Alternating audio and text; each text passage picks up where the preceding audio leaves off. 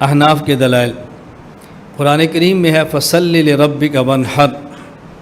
حسن بصری رحمۃ اللہ علیہ فرماتے ہیں اس سے مراد ہے صلاۃ یوم النحر و نحر البدن، یعنی عید کی نماز اور عید کے دن جانور کا ذبح کرنا۔ فصلی لربک یہ بھی امر ہے اور وانحر یہ بھی امر ہے، اور امر وجوب کے لیے آتا ہے۔ تو جس طرح عید کی نماز واجب ہے اسی طرح قربانی بھی واجب ہے۔ تو نماز کے لیے صلی امر کا صیغہ ہے، قربانی کے لیے انحر وہ بھی امر کا صیغہ ہے۔ تو جس طرح نماز واجب اس طرح قربانی کرنا بھی واجب ہے۔ ابو بکر جساس رحمۃ اللہ علیہ بہت بڑے فقیہ گزرے ہیں، وہ فرماتے ہیں حاضت تعویل یتضمن معنیین، یعنی اس تفسیر کے مطابق کہ فصلی لربک سے مراد نماز عید ہے، وانحر سے مراد قربانی ہے، اس تفسیر کے مطابق جو حسن بصری نے فرمائی ہے اس سے دو باتیں ثابت ہوئی۔ نمبر ایک ایجاب صلاۃ الاضحیٰ، ایجاب صلاۃ الاضحیٰ قربانی کے دن عید کی نماز کا واجب ہونا، والثانی وجوب الاضحیہ اور قربانی کا واجب ہونا۔ کیوں؟ دونوں کے لیے امر کا صیغہ استعمال ہوا، ایک کو واجب کہہ دو اور ایک کو سنت کہہ دو، اس پر تمہیں مستقل دلیل پیش کرنی پڑے گی، اس لیے ہم دونوں کو واجب کہتے ہیں۔ علامہ قاضی ثناء اللہ پانی پتی رحمۃ اللہ علیہ تفسیر مزید فرماتے ہیں فصلی لربک صلاۃ العید یوم النحر و نحر نسکک فعلی ھذا یثبت بہ وجوب صلاۃ العید والاضحیہ۔ اکرمہ، عطا اور قتادہ وہی تفسیر کرتے ہیں جو حسن بصری نے فرمائی ہے کہ فصلی لربک سے مراد نماز عید ہے اور وانحر سے مراد قربانی ہے۔ تو جس طرح نماز واجب ہے اس طرح قربانی بھی واجب ہے۔ حدیث پاک میں ہے، یہ تو قرآن کریم تھا، حدیث پاک حضرت ابو ہریرہ رضی اللہ تعالیٰ عنہ ارشاد فرماتے ہیں رسول اکرم صلی اللہ علیہ وسلم فرمایا من کان لہ سعۃ ولم یضحی فلا یقربن مصلانا، یہ جو شخص صاحب نصاب ہو، صاحب وسعت ہو، صاحب استطاعت ہو، قربانی کر سکتا ہو پھر بھی قربانی نہ کرے، تو ایسے شخص کو ہماری عیدگاہ میں نہیں آنا چاہیے، ہماری عیدگاہ میں مت آئے۔ یہ روایت سنن ابن ماجہ باب الاضاحی، مسند احمد حدیث نمبر 8254، السنن الکبریٰ کتاب الضحایا میں موجود ہے۔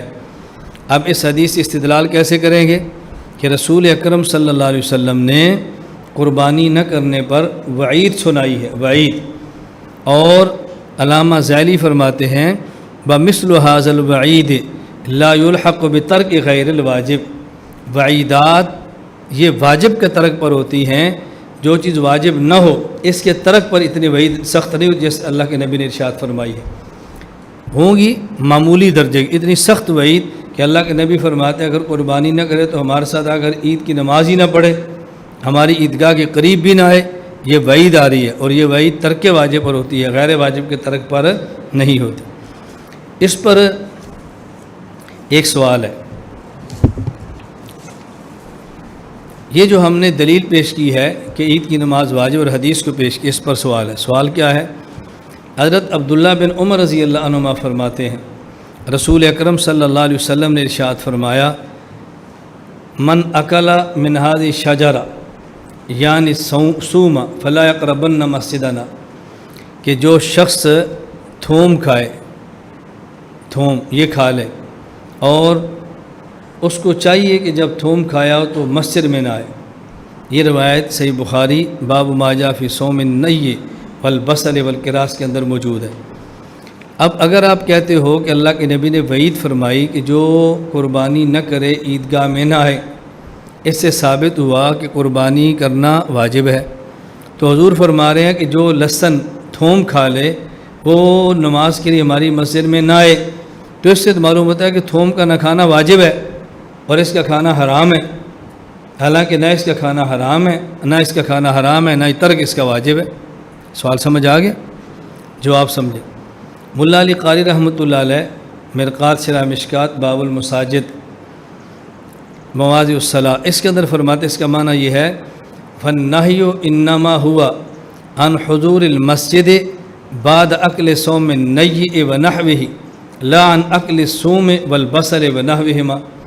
فرماتے ہیں اس سے جو ثابت ہو رہا ہے اللہ کے نبی نے جو منع کیا ہے وہ تھوم اور لہسن کھانے سے منع نہیں کیا، تھوم اور لہسن کھا کر مسجد میں آ کے نماز پڑھنے سے منع کیا ہے۔ یہ نہیں فرمایا کہ یہ لہسن نہ کھایا کرو، نہ، فرمایا یہ کھاؤ، اگر کھا لو تو اس حالت میں مسجد کے اندر نہ ہو۔ کیا مطلب؟ اگر کلی نہ کی ہو، منہ صاف نہ کیا ہو تو مت آؤ۔ ملائکہ مسجد میں ہوتے ہیں اور ملائکہ بو سے نفرت کرتے ہیں۔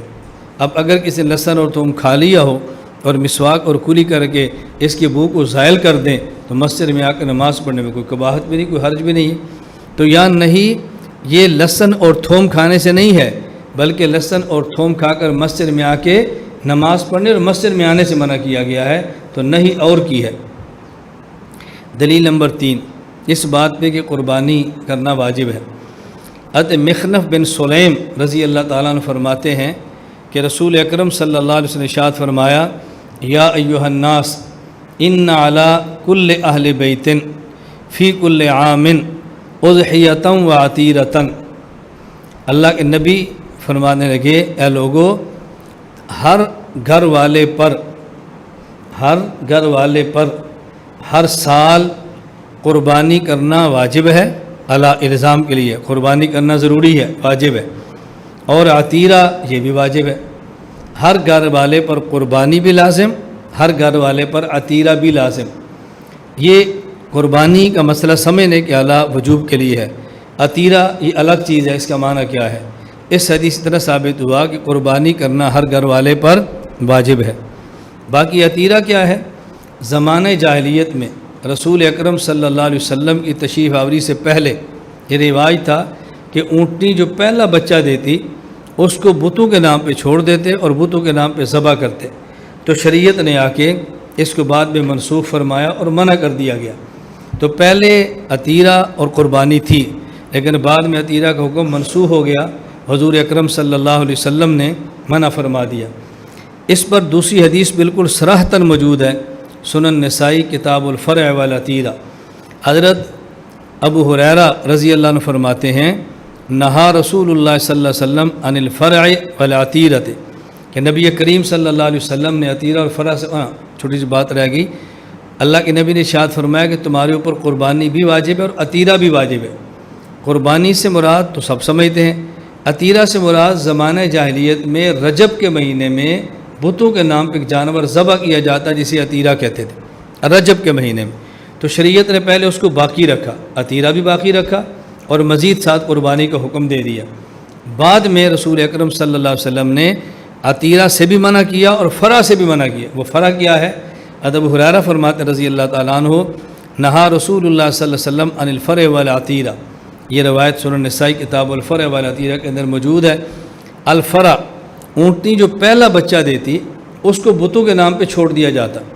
پہلے شریعت نے اس کو منع نہیں کیا، شریعت نے ایک یہ تھا کہ حرام قرار دے دیا، اب رجب والے عتیرہ کو حرام قرار نہیں دیا بلکہ اس کو بھی رکھا اور اسلامی حکم بنا دیا اور ساتھ قربانی کا اضافہ کر دیا۔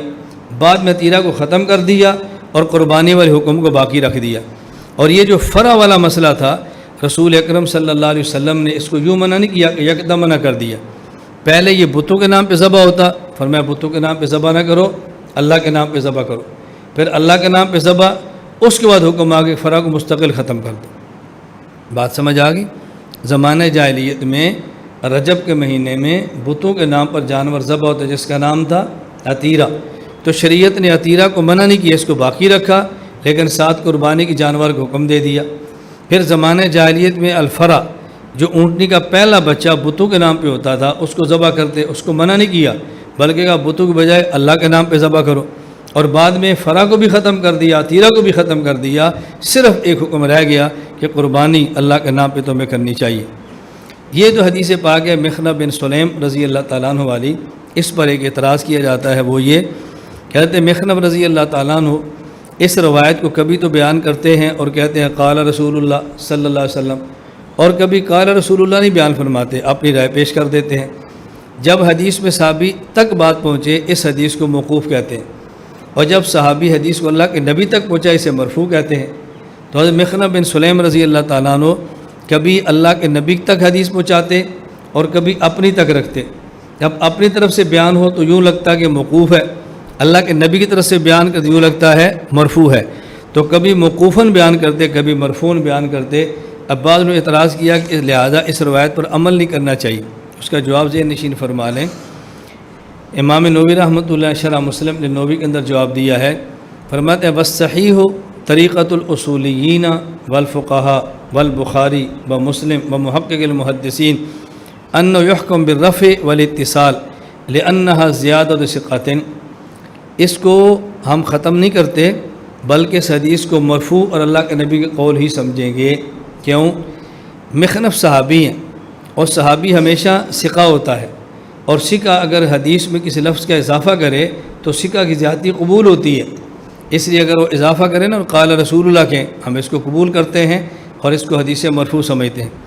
اور دوسرا علامہ جلال الدین سیوطی رحمۃ اللہ علیہ نے تدریب الراوی میں ضابطہ بیان فرمایا ہے، اور اسی والے سے بات یہ ذکر فرمائیے۔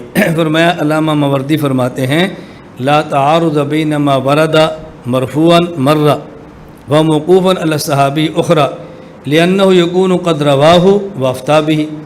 ان دونوں میں کوئی ٹکراؤ نہیں ہے، کبھی صحابی اللہ کا نام لے کر بیان کرے حدیث مرفوع ہو جائے، کبھی اللہ کے نبی کا نام لے کر بیان نہ کرے تو حدیث موقوف ہو جائے۔ تعارض کیوں نہیں؟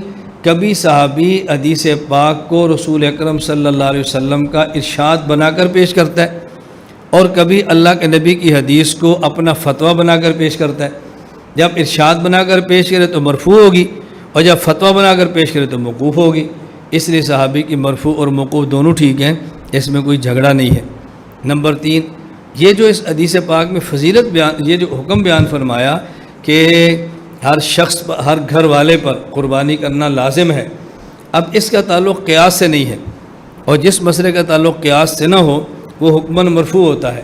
اس لیے ہم صحابی کی اس بات کو حکماً مرفوع سمجھتے ہیں، موقوف نہیں سمجھتے۔